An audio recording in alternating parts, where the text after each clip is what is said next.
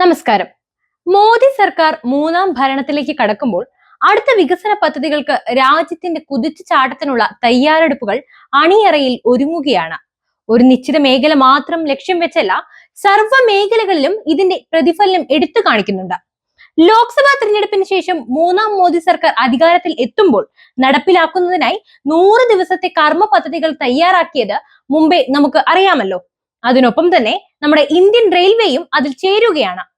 അടുത്ത 5 വർഷത്തിനുള്ളിൽ ലോകോത്തര സൗകര്യങ്ങൾ ഉൾപ്പെടുത്തി റെയിൽവേയിൽ മാറ്റങ്ങൾ വരുത്തുന്നതിന്റെ ഭാഗമായി 10 മുതൽ 12 ലക്ഷം കോടി രൂപയുടെ നിക്ഷേപം നടപ്പാക്കുന്നതാണ് പദ്ധതിയിലെ പ്രധാന ആകർഷണം. റെയിൽവേയുടെ മുഖച്ഛായ തന്നെ പൊളിച്ചെഴുതുന്ന പദ്ധതികളാണ് മോദി സർക്കാർ ഈ തുടർഭരണത്തിൽ ഒരുക്കുന്നത്.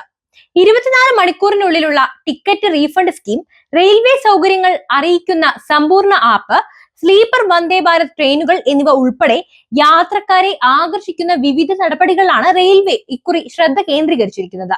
അതിനൊപ്പം ഡബിൾ ഡെക്കർ ട്രെയിനും ഒരുങ്ങുന്നുണ്ട്. ക്യാബിനറ്റ് സെക്രട്ടറിയുടെ അധ്യക്ഷതയിൽ ചേർന്ന യോഗത്തിലാണ് പുതിയ സർക്കാർ രൂപീകരിച്ചതിനു ശേഷമുള്ള 100 ദിവസത്തെ ഈ അജണ്ട അവതരിപ്പിച്ചത്.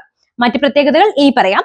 അതായത്, പുതിയ ടിക്കറ്റ് റീഫണ്ട് പദ്ധതി പ്രകാരം 24 മണിക്കൂറിനുള്ളിൽ റീഫണ്ടുകൾ നമുക്ക് ഉറപ്പാകും. നിലവിൽ 3 ദിവസം മുതൽ ഒരാഴ്ച വരെ റീഫണ്ട് ലഭിക്കാൻ കാലതാമസം വരുന്നുണ്ട്. മറ്റൊന്ന്, റെയിൽവേ പുറത്തിറക്കാനിരിക്കുന്ന സൂപ്പർ ആപ്പാണ്. ടിക്കറ്റ് ബുക്കിംഗ്, ടിക്കറ്റ് റദ്ദാക്കൽ, ട്രെയിനുകളുടെ തത്സമയ ട്രാക്കിംഗ്, ഭക്ഷണത്തിന്റെ ബുക്കിംഗ് തുടങ്ങി റെയിൽവേയുമായി ബന്ധപ്പെട്ടുള്ള എല്ലാ സൗകര്യങ്ങളും ഇതിനുള്ളിൽ ഉണ്ടാകും. 100 ദിന കർമ്മ പദ്ധതി പ്രകാരം എല്ലാ ട്രെയിൻ യാത്രികർക്കും PM റെയിൽ യാത്രി ബീമാ യോജന എന്ന ഇൻഷുറൻസ് പദ്ധതി ലഭിക്കാനുള്ള അർഹതയും ഉണ്ടാകും. 100 കിലോമീറ്ററിൽ താഴെയുള്ള റൂട്ടുകളിൽ വന്ദേ മെട്രോ, 100 മുതൽ 550 കിലോമീറ്റർ റൂട്ടുകളിൽ വന്ദേ ചെയർ കാർ, 550 കിലോമീറ്ററിൽ കൂടുതൽ ദൂരമുള്ള റൂട്ടുകളിൽ വന്ദേ സ്ലീപ്പർ എന്നിങ്ങനെ 3 വിഭാഗങ്ങളിലായി വന്ദേ ഭാരത് ട്രെയിനുകൾ അവതരിപ്പിക്കും. നിലവിൽ ഇന്ത്യയിൽ 50ഓളം റൂട്ടുകളിലാണ് വന്ദേ ഭാരത് സർവീസ് നടത്തുന്നത്. 2029 ഏപ്രിലോടെ അഹമ്മദാബാദ് മുംബൈ ബുള്ളറ്റ് ട്രെയിൻ പ്രവർത്തനം ആരംഭിക്കും. ഇതിനു പുറമെ 3 ബുള്ളറ്റ് ട്രെയിൻ പദ്ധതികളുടെ സാധ്യതാ പഠനം കൂടി നടത്തുന്നുണ്ട്. സ്വകാര്യ പങ്കാളിത്തം ഉപയോഗിച്ച് 1300 റെയിൽവേ സ്റ്റേഷനുകൾ നവീകരിക്കും.